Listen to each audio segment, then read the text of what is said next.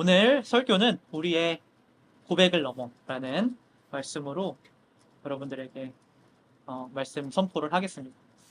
네, 오늘 조금 그래서 좀 처음이어서 많이 알람도 울리고 네, 여러 가지로 좀 미숙한 부분이 있는데 이해해 주시고 계속 예배 가운데 은혜를 받으셨으면 좋겠습니다. 제가 오늘 말씀을 전하면서요, 제 대부분은 제 지인인 것 같아요. 그런데 소망하는 것은 무엇이냐면, 저도 오늘 말씀을 잘 준비해왔습니다. 네, 잘 준비해왔고, 그래서 좀 지인이지만 여러분들이 이 말씀 가운데 선포되는 말씀을 어떤 지인의 어떤 말로 여기지 말고 하나님의 말씀으로 저는 여겼으면 좋겠다는 생각들을 합니다. 저도 그래서 열심히 준비했고요. 오늘 새벽 5시까지 준비를 했으니까 여러분들도 진정으로 이 지인이 얘기하는 것이 아니라 하나님의 말씀으로 들으셨으면 좋겠다라는 생각들을 합니다. 그래서 이 복음이 선포될 때 여러분들의 영혼에 진정 해갈이 되고 안식을 얻는 시간이 됐으면 좋겠습니다. 제가 가장 좋아하는 아티스트를 뽑으라고 한다고 하면요, 많은 아티스트가 있겠지만 이 아티스트를 저는 꼽을 수 있을 것 같습니다. 이 아티스트 엄청 유명한 아티스트인데요. 제가 이렇게 좀 비유를 좀 해보려고 해요. 만약에요, 그럴 일은 없겠지만요. 그런 일 없겠지만요. 그 외계인들이 그 지구를 침략한다라고 생각해보세요. 근데 그들이 침략하는 게 어떤 그 힘으로 침략하는 게 아니라 우리 가운데 분열을 일으켜서 뭐 지금도 그런 일이 일어날 수도 있어요. 외계인들이 분열을 일으켜서 이 지구를 멸망시키려는 계획을 가지고 있는 거예요. 그래서 우리 여기 중에서 외계인들이 있을 수 있다라는 거예요. 그래서 제가 이걸 비유하는 것은 제가 비유하는 것은 이 아티스트를 모르면 그 외계인일 수 있을 정도로 이 아티스트가 유명한 아티스트라는 거예요. 네. 이 아티스트가 누굴까요? 누군 것 같아요? 이 세상에서 가장 유명한 제가 노래를 들려드릴게요. 만약에 여기서 이 노래를 모르면 외계인이에요. 네? 데이빗이에요? 데이빗 아닙니다. 가장 유명하지 않죠. 제가 가장 유명한 노래를 틀어드릴게요.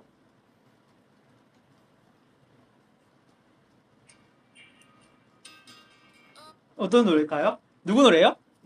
네, 저스틴 비버. 모르셨던 것 같은데요? 외계인이다! 외계인이다! 네. 이 노래를 듣고 모르는 사람들은, 그러니까 앞에 조금만 들어서 좀 그런 걸 수도 있겠지만, 이 세상에 있는 모든 사람들이 이 아티스트를 알까요, 모를까요? 거의 잘 알겠죠. 음악사적으로 가장 영향을 끼친지는 모르겠지만, 스타성으로, 그리고 가장 유명하다라는 측면에서는, 이 저스틴 비버를 이제 깔 수는 없을 거예요. 가장 유명한. 안 좋은 쪽으로든, 좋은 쪽으로든, 이 저스틴 비버에 대해서, 모르는 사람은 전 없다고 생각합니다. 저는 이 아티스트를 가장 좋아해요. 저는 힙합을 했었지만, 제가 가장 좋아하고, 얼마나 좋아하냐면은, 저는 이제 노래를 한 곡 찾아 듣기보다는요, 앨범 단위로 들어요. 그래서, 제가 피치스라는 그러니까 소속된 앨범에 저스티스라는 앨범이 있는데, 그 앨범을 한 5년이 됐으니까, 한 50번, 1년에 50번 이상은 들었던 것 같아요. 그러니까 앨범 단위로 50번 들었어요. 15곡이니까. 그러니까 그거를 15곡을 50번 이상을 들었던 거예요. 그러니까 5년 정도 됐으니까 거의 250번 정도 들었다라고 보면 돼요. 그러니까 제가 이 음악을 너무 그냥 편하게 들었던 거예요. 제 마음이 좀 울적하거나, 좀 힘들거나, 그럴 때도 듣고요. 차 안에서도 듣고, 그냥 편하게 듣는 앨범이 이 피치스라는, 그러니까 저스티스 앨범 많이 들어요. 그 정도로 저는 저스틴 비버 앨범을, 저스틴 비버를 정말 좋아해요. 엄청 좋아하죠. 그래서 그 정도로 좋아하죠. 그래서 아마 한국에서 이 앨범을 저보다 많이 들은 사람은 전 없을 거라고 자부하는 정도로 저스틴 비버 노래를 좋아합니다. 제가 저스틴 비버를 좋아했었던 이유는 좋은 음악을 만들어서도 사실 있지만, 저스틴 비버는 여러분들이 모르겠지만, 알 수도 있고 모를 수도 있겠지만 크리스천입니다. 네. 저스틴 비버 앨범을 쭉 들어오고 생각보다 저스틴 비버는 진지한 진지한 신앙을 가지고 있어요. 펄포스라는 제목을 가진 이제 노래를 만들었는데, 이게 목적이라는 뜻이 있잖아요. 그죠? 목적이라는 뜻이 있죠. 그러니까 내가 삶에 내가 넘어졌어도 하나님께서 나를 일으켜 주셨다. 그리고 그는 나에게 삶의 목적을 주었다. 라고 하면서 가사에게 그런 가사를 많이 내고요. 그것뿐만이 아니라 홀리라던가 자기의 신앙을 이제 음악에 자주 표현합니다. 그리고 가장 결정적인 것은 뭐냐면요. 혹시 저스틴 비버의 인스타 팔로워가 몇 명인지 아세요? 어느 정도 될 것 같아요? 팔로워가, 인스타 팔로워. 1000만이요? 1000만? 억입니다. 억. 네? 2000? 보통 한국 배우도 2000만은 하는 것 같아요. 보통 한국 배우도 2000만 하는데, 억입니다. 3억 정도. 그러니까 팔로워가 3억이에요. 그런데 그 저스틴 비버의 프로필에 링크가 걸려 있습니다. 그 링크를 들어가면 뭐가 있냐면 저스틴 비버가 결혼을 할 때 주례를 봐줬던 이제 목사님의 교회, 그러니까 거기 지금 다니고 있겠죠? 거기 교회의 어플이 그 링크에 걸려 있어요. 그러니까 인스타 팔로워 3억 정도 되면요, 뭐 1000만 정도만 돼도 그 인스타 게시글에 올리면 엄청난 돈을 받는데 그 프로필에 그 링크에 걸어오고 자기 교회에 링크를 걸어놓은 거. 그러니까 생각보다 아니 그 어느 정도 그 생각보다 많이 저스틴 비버가 진지한 신앙을 가지고 있다라는 것들을 우리는 제가 얘기하는 것을 통해서 여러분들을 알았을 거예요. 근데 그게 사실입니다. 그런데 아쉽게도 이 저스틴 비버의 신앙에 대해서 얘기하면 사람들의 반응은 사실 긍정적이기보다 뭐 여러분들도 그렇게 생각할 수도 있어요. 저스틴 비버가 교회를 다녔어? 크리스천이었어? 라고 생각하는 사람들도 여기 분들도 계실 거예요. 그러니까 생각 대부분은 부정적이라는. 최근에도 계속해서 악플러들과 논쟁을 벌였어요. 그러면서 파파라치에 막 찍혀면서 머니 막 하면서 너네들은 막 파파라치 찍히면서 너네들은 막 돈밖에 몰라. 너네들이 나를 찍는 이유는 돈밖에 없잖아. 그러면서 막 그 파파라치들이랑 싸운 것들이 막 사진에 그 동영상에 찍혀서 SNS에 뭔가 이렇게 게시되고 그러면서 막 논란을 일으켰던 것들이 보입니다. 그러니까 계속 SNS를 통해서도 불안정한 모습을 보이기도 했다라는 거예요. 그가 받고 있는 전 세계적인 관심에 그의 멘탈이 흔들리는 것은 저도 어느 정도는 이해를 합니다. 그런데 우리가 그런 세계적인 관심을 받고 있음에도 문제를 안 일으키는 사람들도 사실 있죠. 그러니까 좀 그런 모습을 봤을 때 저스틴 비버의 어떤 신앙과 삶이 괴리가 조금 있다라는 생각들을 할 수 있다는. 그래서 우리는 그렇게 생각할 수 있어요. 기독교의 신앙이 사람들에게 유익한 것인가? 그렇게 엄청 진지하게 신앙을 받아들인 사람이 그 저스틴 비버가 삶에서는 뭔가 그렇게 불안정한 모습을 보이기도 하고 마약 논란도 있고 여러 가지 그 논란들을 있는 것들을 보면서 진정한 기독교의 어떤 신앙이 우리에게 유익한가에 대한 어떤 그 괴리와 의문을 남기기도 합니다. 어떤 이런 신앙에 대한 이 삶과 이 신앙과 삶에 대한 어떤 이런 논쟁은 사실 저스틴 비버에 대한 그 논쟁이 아니라 많은 신앙을 고백한 이들에게 동일하게 주어지는 사실 화두입니다. 내가 신앙을 가지고 있다면 그에 합당한 열매를 맺어야 하는 게 아닐까. 우리의 고백과 우리의 삶은 일치되고 있는가? 우리가 충분히 고민해볼 문제가 아닌가 싶습니다. 그런데요, 같이 우리가 계속 아까 말씀을 읽었잖아요. 오늘 본문은요, 자칫 생각해보면 우리의 신앙의 고백이 열매로 이어지는 게 중요하지 않다라고 생각하게 되는 본문이 아닌가 싶습니다. 오늘 본문은요, 베드로의 고백입니다. 베드로의 고백이 있는 본문이에요. 저는요, 이 베드로의 고백이요, 성경에서 가장 아름다운 고백이라고 생각을 합니다. 같이 한번 살펴볼까요? 16절을 같이 읽어보면 좋겠습니다. 시작! 시몬 베드로가 대답하여 가로되 주는 그리스도시요 살아계신 하나님의 아들이시니이다. 베드로가 한 고백은 정말 멋진 고백이었어요. 어떻게 이런 고백을 할 수 있을지. 주는 그리스도시요 살아계신 하나님의 아들이니이다. 그리고 13절에 보면요, 다른 사람들은 인자는 누구라 라고 얘기할 때에 가로되 더러는 세례 요한, 더러는 엘리야, 어떤 이는 에레미야, 선지자 중에 하나이다 이렇게 고백해요. 이것도 엄청난 고백으로 볼 수 있겠지만 예수님을요 그냥 그 선지자 중에 한 명으로 정도로만 생각을 한 건데 베드로는요 예수님을요 주는 그리스도시요. 그러니까 구원자라고 얘기를 하고 있는 거예요. 그리고 살아계신 하나님의 아들이라고 얘기하는 거예요. 그러니까 얼마나 멋진 고백입니까? 그래서 예수님께서도 그의 고백을 기뻐하십니다. 예수님께서도 뭐라고 얘기하시냐면요. 17절에 한번 읽어보겠습니다. 시작. 예수께서 대답하여 가라사대 바요나 시모나 내가 복이 있도다 이를 내가 알게 한다는 사륙이 아니요. 하늘에 계신 내 아버지시니라. 계속해서 읽겠습니다. 또 내가 내게 이르노니 내가 이 반석 위에 내 교회를 세우니 왜 덕지가 이기지 못하리라. 그러니까 베드로의 고백을 기쁘게 여기셔서 베드로를 통해서 뭐라고 하시는 거예요? 교회를 세워가겠다라고 말씀하시는 거예요. 네, 교회를 세워가겠다고 말씀하시는 거예요. 그러니까 이거를 들은 베드로는 얼마나 기쁘고 벅찼을까요? 주님께 이제 더 헌신하고 싶어지고 순결한 마음으로 교회를 세워가야지 그런 마음이 들지 않았을까요? 실제로 천주교는 이 말씀을 근거로 제1대 교황을 베드로라고 생각하고요. 지금도요. 베드로의 건의를 이어 교황이 선출되고 교황직을 수행하고 있습니다. 그런데 우리가 고민해봐야 되는 것은 이 고백을 한 베드로의 삶은 예수님께서 교회를 세울 만한 사람이었을까? 네. 이 베드로를 통해서 교회를 세울 만한 사람이었을까요? 여러분들은 어떻게 생각하세요? 베드로가 정말로 그런 삶을 살았을까요?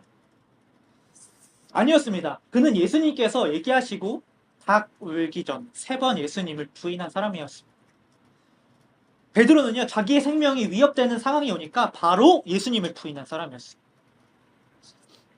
그런데 여러분 이상하지 않으세요? 왜 이 고백을 한 사람이 베드로여야 했을까요? 제가 예수님이고 하나님이면 더 철저하고 자기 말에 좀 책임질 수 있고 흔들리지 않는 믿음을 가진 이에게 이런 고백을 하게 했을 것 같아요. 그리고 그런 어떤 철저한 그에게 교회를 세운다고 했을 것 같아요. 여러분들 그렇지 않으세요? 실제로 야고보에서는 믿음과 행위 중에 행위를 강조하기도 했습니다. 여러분들 이렇게 생각해 보세요. 믿음만 있는 사람, 그리고 행위만 있는 사람. 그러니까 믿음이 있고 행위는 없어요. 그리고 행위는 있는데 믿음이 없어요. 둘 중에 누가 믿음이 있다라고 얘기할 것 같으세요? 그러니까 예를 들어 믿음이 있어요. 믿음이 있는데 행위는 아예 없어. 아예 없어. 그냥 믿음 가지고 있는 거예요. 난 믿음 있어. 그리고 이런 사람들. 근데 행위는 있어. 근데 나는 그냥 하는 거야. 믿음이 없어요. 둘 중에 뭐라고 하는 사람이 믿음이 있어 보이는 것 같아요? 행위가 있는 사람이 있어 보이죠. 네. 야고보에서는 그렇게도 기록되어 있어요. 둘 중에 누가 믿음이 있냐고 얘기를 한다면 당연히 행위가 있는 사람, 행위만 있는 사람을 우리는 믿음이 있다라고 얘기를 한다는 거예요. 그러니 거기 야고보서에서도 너네가 행위로 보이라, 믿음을 행위로 보이라고 말씀한다. 그러니까 행함이 중요하다고 얘기하는 성경이라면 이 본문도 그 맥락과 같이 믿음과 행함이 일치하는 사람을 선택했어야 맞다라는 것입니다. 그런데 그런 사람이 아니라 베드로가 이 고백을 했다라는 것은 뭔가 이상하다라는 거예요. 뭔가 의도가 있다라는 거예요. 그러니까 예수님께서 이 베드로를 택했다는 것은 이 말씀을 통해서 얘기하고자 하는 것이 있었다는 것입니다. 실제로 성경을 자세히 보면 이 고백이요, 베드로의 의지나 능력이라기보다는요, 하나님께서 베드로를 그렇게 고백하게 하셨다는 거예요. 이렇게 고백되어 있는데요, 이거는 제가 읽겠습니다. 예수께서 대답하여 이르시되 바요나 시몬아 내가 복이 있도다 이를 내게 알게 한 이는 혈육이 아니요 누구라고요? 하늘에 계신 내 아버지십니다. 그러니까 그의 의지가 아닌 하나님께서 그렇게 알게 하셨다라는 것. 하나님께서 베드로를 친히 선택하셔서 그 멋진 고백을 하게 하셨다라는 것. 그래서 우리가 살펴보기 원하는 것은 이 부족한 베드로를 선택하셨다는 건데, 베드로가 이렇게 멋진 고백을 한 후 실패한 삶 속에서 하나님께서 베드로를 어떻게 다루시고 또 어떻게 변화시키는지를 보기 원합니다. 베드로의 여정을 통해서 우리의 여정도 돌아볼 것이고요. 믿음과 행함에 대해서 고민해보는 시간을 가져보려고 합니다. 여러분들은 최근에 어떤 그 변화를 겪었다면 어떤 변화를 겪으셨어요? 어떤 변화가 여러분들 삶에서 가장 큰 변화가 있어요. 세상. 네, 지금 그래서 지금 어떻게 살고 계세요? 그 전과 이전과 좀 다른 삶이 있나요? 즐거워. 더 즐거워요. 더 즐거워. 더 즐겁고 왜 클라이밍 가시고 신나고. 왜 진짜 왜 먹자고 그 전에 좀 힘들으셨나요? 안정적이었고 네, 그 전에 좀 안정적이었는데 그 한 가지 뿐이었는데 네. 이제 좀 즐거운 그거는 그냥 단순하게 약간 딱 한 가지 감정이었었는데 이제 생활하고 그 여러 가지. 모든 그 감정을 좀 느끼고 할 수 있는 행복해 보이세요. 네, 이렇게 어떤 변화를 겪은다면은 어떤 사건이 사실 있는 거죠. 어떤 사건이 있었다면 회사를 경험한 거예요. 그러니까 그 전에는 그냥 단순하게 그냥 안정적이었다면, 약간 돈 때문에 안정적이었던 거죠. 돈 때문에 안정적이었다면 지금은 안정이 없어도 좀 편하고, 네, 할 것도 하고 자유를 만끽하는. 그러니까 어떤 사건으로부터 단순하게 변화는 그냥 그냥 일어나는 게 아니라 어떤 사건으로부터 일어나는 것이 사실 변화인 거죠. 제 삶에서도 큰 변화가 있다면 개척하는 것이 저희 삶에서 가장 큰 변화입니다. 12월에 사역을 그만두고 하나님께서 개척의 삶으로 부르셨습니다. 그래서 이제는 교회를 섬기는데 제 삶의 중심에 자리 잡게 되었고요. 이러한 변화는 아까도 제가 얘기했던 것처럼 그냥 일어나지 않고 어떤 사건으로 인해 변화되어진, 하나님께서 저를 부르시고 그 부르심의 사건으로 인해서 교회를 섬기는데 헌신하게 된 것처럼 말합니다. 베드로도요, 나중에는 변화해지는데요. 베드로는 자기가 죽을까봐 예수님을 3번 부인했지만 나중에는 죽음을 무릅쓰며 예수님과 동일하게 죽을 수 없다며 거꾸로 매달려 십자가형을 당해 죽게 되었습니다. 예수님께서 그를 어떻게 대하셨기에, 어떤 사건을 경험했기에 이런 변화를 경험했을까? 오늘 본문에서 베드로는 인생에서 엄청난 사건을 경험합니다. 그것은 베드로의 고백을 통해서 예수님께서 말씀하신 예언이었습니다. 그것은 베드로의 인생에서 가장 중요한 말이라고 해도 과언이 아닙니다. 평생 잊혀지지 않을 말이 아니었을 거라고 생각합니다. 자기를 통해서 교회를 세우신다는 말씀. 그리고 이제 음부의 건세가 너를 해칠 못할 것이고 천국 열쇠를 베드로에게 줄 건데 이렇게 얘기하고 있어요. 너가 땅에서 어떤 것이라도 잠근다면 천국에서도 잠길 거다. 그리고 이 땅에서 너가 어려운 일들을 해결한다라고 하고 푼다라고 하면 천국에서도 풀릴 것이다.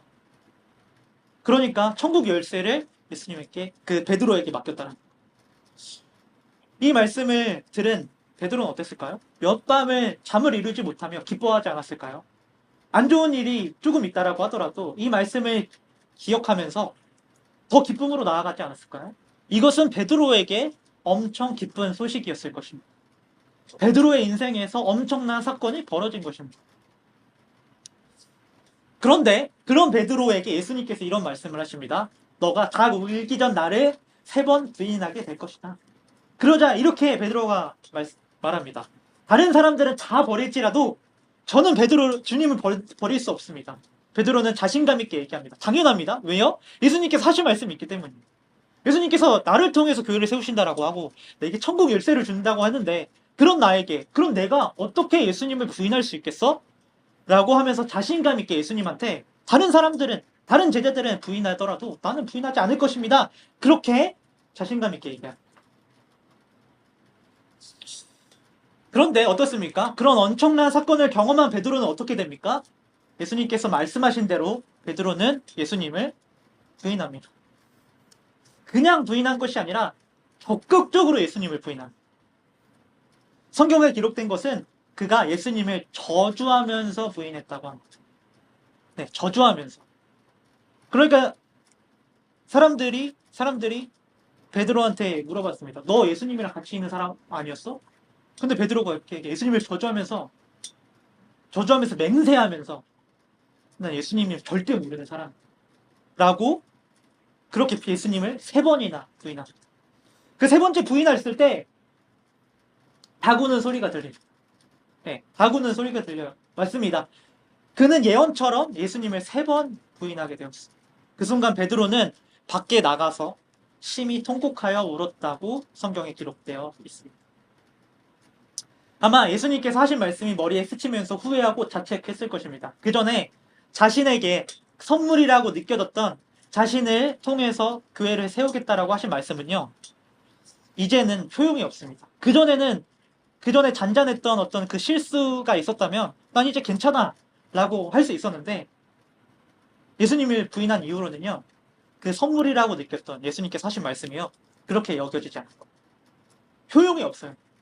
예수님은 잡혀갔으면 앞으로 어떻게 될지 모르는 상황에 처해지게 되었습니다. 베드로는 두려웠습니다. 자기의 삶이 어떻게 풀릴지, 앞으로 어떻게 살아야 할지, 실패 속에서 어떻게 빠져나와야 할지 말이에요. 베드로는 깊은 어둠 속으로 들어갔습니다. 성경에 기록되어 있는 것은요, 베드로가 예수님이 잡히시고 베드로의 행적이 기록되어 있지 않다라는 것입니다. 십자가에 못 박히실 때는요, 요한이 십자가 아래에 있었고요. 예수님께서 무덤으로 장사되실 때는요, 아리마대 요셉과 니고데모가 함께했지 베드로는 없었다.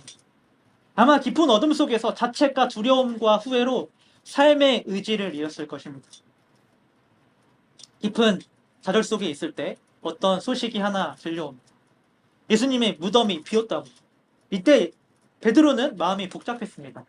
성경에 기록된 것은 소식을 듣고 다름질하여 무덤으로 갔는데, 어떻게 기록되어 있냐면 그 다른 제자가 베드로보다 더 빨리 달려가서 무덤에 이르렀다고 기록되고 있어요. 굳이 이렇게 성격이 급한 베드로보다 다른 제자들이 앞질러 갔다라는 것을 기록하는 것은 베드로가요, 생각이 조금 많아져서요, 걸음이 느려진 것처럼 성경이 묘사하고 있다는 거죠. 그토록 예수님이면 어떤 일이라도 불사하겠다라는 이 베드로는 이번 일에는 어떠한 이유에서인지 망설이고 자신감이 없어 보입니다.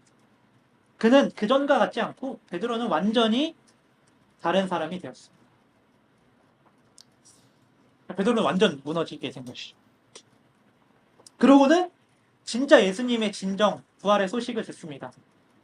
그는 그다지 기뻐 보이지 않습니다. 성경에는 늘 베드로가 충동적이어서 자기의 마음을 언제라도 표현하는 자여서 사복음서에 제자들에게 가장 많은 언급이 된 인물이 베드로이거든요. 200회나 기록이 되어 있다라고 해요. 거의 다른 제자들보다 10배 많은 그 횟수로 언급이 되어 있죠. 만약에 베드로가 이 소식을 기뻐했다면 베드로가 나와서 주님이 진정 하나님의 아들이니이다 라고 고백했겠지만, 성경에 어디에도 기록되어 있지 않는 것을 보니 베드로는 그렇게 기뻐하고 있는 것 같지 않고요, 여전히 죄책감을 느끼고 있습니다. 그래서 베드로는 다시 예수님의 제자로 이제 살아가야겠다라고 얘기하기보다는 저 먼발치에 비춰서 예수님과 함께하지 않으려고 하고요, 제자라기보다는 그 자리에 합당한 것 같지 않아서요, 원래 직업이었던 생업인 업으로 돌아가 물고기를 잡게 됩니다. 베드로는 그 절망 가운데 자기 생업으로 돌아가서 그 물고기를 계속 잡았어요. 그런데 자격이 없다고 생각하고 있는 그 베드로에게 예수님께서 직접 찾아오신 그를 회복시키시기 위함이었죠. 예수님을 3번 불의한 베드로에게 예수님이 첫 번째로 묻습니다. 시몬아, 내가 이 사람들보다 나를 더 사랑하는가? 베드로는 수많은 생각이 지쳐갔습니다. 그에게 하신 말씀들, 자기를 통해서 교회를 세우신다는 말씀, 그리고 자기가 했던 고백들, 자기가 자격이 없다고 생각했지만 믿음으로 고백했습니다. 주님, 내가 사랑하시는 줄 아시나요? 두 번째 이렇게 묻습니다. 내가 나를 사랑하느냐? 베드로는 또 고백합니다. 주님, 내가 사랑하는 줄 아시느냐? 예수님께서 한 번 더 물으십니다. 내가 나를 사랑하느냐? 베드로는 이상함을 느껴서 근심하면서 예수님께 이렇게 얘기합니다. 주님께서 모든 것을 아시지 않습니까? 내가 주님을 사랑합니다. 예수님께서 왜 3번 물으셨을까요? 왜 3번이나 베드로에게 물으셨을까요? 그렇습니다. 베드로의 세 번의 부인을 이 고백으로 말끔히 씻어주신 것입니다. 그러고는 이렇게 말씀하십니다. 내 양을 치라. 내 양을 치라. 내 양을 먹이. 너가 나를 사랑하느냐? 네, 그렇습니다. 내 양을 먹이라. 두 번째 말씀합니다. 너가 나를 사랑하느냐? 네, 그렇습니다. 그러면은 내 양을 치라. 세 번째, 주님께서 물으십니다. 너가 나를 사랑하느냐? 그렇다면 내 양을 치라. 여러분들은 자기를 배신한 사람에게 가장 자기의 아끼는 일을 맡기는 사람을 본 적이 있으십니까? 예수님께서 양을 정말로 사랑하시거든요. 예수님은요, 만약 99마리가 있고 한 마리의 양을 잃어버렸다면 99마리를 놔두고 한 마리를 찾아 나설 정도로 양이 귀하다라고 말씀하시는 것입니다. 9마리의 양이 귀하지 않은 것이 아니라요, 한 마리 한 마리가 귀하다라고 말씀하십니다. 그런 귀한 양을 다시 베드로에게 맡기고 실패한 고백을 한 베드로에게 여전히 나는 너를 통해 교회를 세울 것이며 나는 여전히 너를 기쁘게 여기며 내가 한 말은 여전히 유효하다라고 말씀하십니다. 여러분, 예수님께서 이걸 통해서 무엇을 말씀하시려고 하냐면요, 하나님께서 우리를 부르실 때 우리의 연약함이나 실패로 인해 그 부르심이 취소될 수 없음을 말씀하고자 하십니다. 그것이 예수님을 배신하는 일이라고 할지라도. 베드로는요, 예수님께서 그 전부터 권능이 있는 분이신 줄 알았겠지만요, 이번 사건을 통해서 사랑이 많으신 분이라는 것 또한 뼈저리게 느끼게 됐습니다. 베드로가 넘어지고 실수할지라도요, 예수 그리스도의 크신 사랑을 생각하며 주님께서 주신 사명을 다시금 붙들게 될 것입니다. 그래서 베드로의 이름처럼 흔들리지 않는 반석으로 그 위에 교회가 세워진 것입니다. 오늘 저는 이 말씀을 하고 이 말을 하고 말씀을 마치면, 제 얘기를 하면서 말씀을 마치면 좋을 것 같은데요. 저는요, 26살 때 첫 사역을 시작하면서 이 말씀을 의지해서 사역에 뛰어들게 됐습니다. 하나님께서 제가 너무나도 연약함에도 내가 자격이 있을까? 내가 사역을 시작할 자격이 있을까? 라는 고민들을 할 때 이 베드로의 연대를 보면서 나 또한 그러면은 사역을 할 수 있겠구나. 예수님께서 부족한 이 베드로가 부인을 할 정도로 이런 베드로에게 사역을 맡기셨다면 나도 여전히 연약하고 내 능력은 없지만 주님께서 그런 우리에게, 그런 죄인인 나에게 양을 맡겼다면 내가 그 사랑에 반응하여서 사역을 시작할 수 있겠구나 라고 그렇게 결단하며 나아갔었던 마음들이 조금 있었습니다. 그런데 마음이 여전히 걸리고 개척을 시작하면서 동일하게 두는 마음들이 있었습니다. 제가 사역을 시작하고 나고 또 신학을 시작하고 또 개척을 시작했을 때 사람들의 시선이나 어떤 그들은 그렇게 생각하지 않았을 수도 있겠지만 제가 생각하기에 보이기에 그리 좋아 보이거나 사람들의 시선이 좋아 보이거나 환영하거나 그래 보이지 않는 것처럼 제가 느낀다라는 거. 나는 신학할 만한 존재인가? 나는 교회를 세워갈 만한 자격이 있는 존재인가? 이 교회가 나로부터 시작이 된다면 내가 너무 부족하는데 부응하지 않을 수 있지 않을까? 라고 그렇게 생각을 했습니다. 그런데 오늘의 말씀을 통해서 저한테 다시 한번 말씀하시는 거예요. 뭐라고 말씀하시냐면 너가 그렇게 부족함에도 내가 너를 통해서 교회를 세워가겠다. 너의 의지가 무너지고 확신이 없고 능력이 결여되고 나를 대적한다라고 할지라도 내가 너를 통해서 한 말은 너의 부족함이 닿을 수 없단다. 내가 너를 통해 교회를 세워갈 거고 그것은 흔들림이 없다라고 말씀하시는 것 같았습니다. 저는 저스틴 비버도 저는 똑같다라고 생각합니다. 그도 여전히 연약합니다. 이상한 기행을 일으키지만서도요, 그가 실패하고 사람들의 눈살을 찌푸리게 하지만요, 그는 넘어진 자리에서 다시금 주님을 바라보며 포기하며 주님께서 주신 사명으로 달려나간다는 것은 그에게도 동일하게 하나님의 사람이 임했고 그 사랑이 사명으로 달려나가게 했다라는 것입니다. 사랑하는 하임교회 성도님 여러분, 이 말씀이 저에게 임했던 것처럼 여러분들에게 임했으면 좋겠습니다. 하나님께서 여러분들을 믿음이 충만할 때 여러분들을 사랑하시는 것이 아니라 연약할 때, 그리고 믿음이 없을 때 여러분들을 사랑하신다는 것입니다. 우리는 우리가 할 말을 지키지 못하지만, 우리는 우리의 고백을 지킬 수 없는 존재이지만, 예수님께서 하신 말들을 신실하게 지키시며 이뤄가신다는 것입니다. 우리는 그것을 경험할 때 우리의 믿음이 성장하게 되는 것입니다. 그리고 우리 하나님의 일들을 이루는 자로 세워갈 것이라는 거죠. 여러분들이 어렵고 하나님 앞에 나아가지 못할 존재라고 생각하신 분들이 있겠습니까?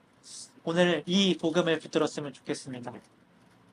여러분들의 어떤 의지나 여러분들의 능력이나 그런 것들을 예수 그리스도의 사랑에서 끊을 수 없습니다. 여러분들을 예수 그리스도께서 이끌어 가실 것이고요. 앞으로 여러분들을 놀라운 그 아름다운 모습으로 만들어 가실 것입니다. 우리 찬양하면서